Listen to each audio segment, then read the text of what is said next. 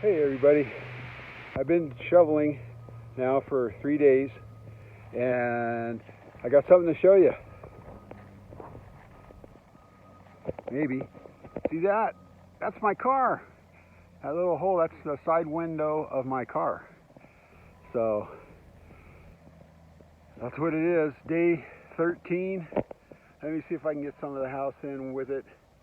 There you go, house, me, more house. Looking around, lots of snow. If you look over here, I think, let me see. Yeah, that's the gate. Okay, over here, that right there is about 20 feet high of the snow. That's my fence, the top of my fence right there, which is over 4 feet high. So that's what I've been doing now for 3 days.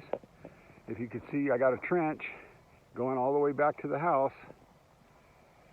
Just wanted to update you. This is, I believe, day 13 here in Crestline, California. After the snowstorm, I've been here since 1989. It's been over 30 years, and this is the worst one we've ever had. So just giving you another update. I think this is update 7. I think I missed 5 or something like that, but this is update 7. Hope you have a great day. I'm just still shoveling. I might make it to the road either later today or tomorrow. Talk to you soon. Bye-bye.